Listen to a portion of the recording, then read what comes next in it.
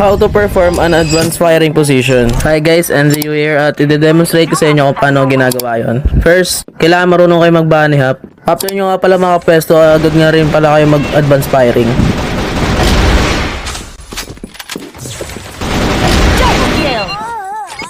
So worth it nga pala yung trade kanina guys.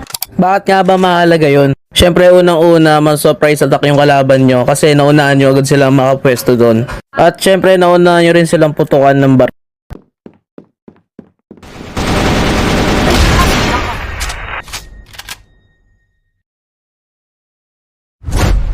Sa ronda nga pala na to guys, ganun lang din gagawin ko. Uunahan ko lang ulit silang pumwesto at syempre mag-advance fire na agad ako doon sa prinidik kong place kung saan sila dadaan.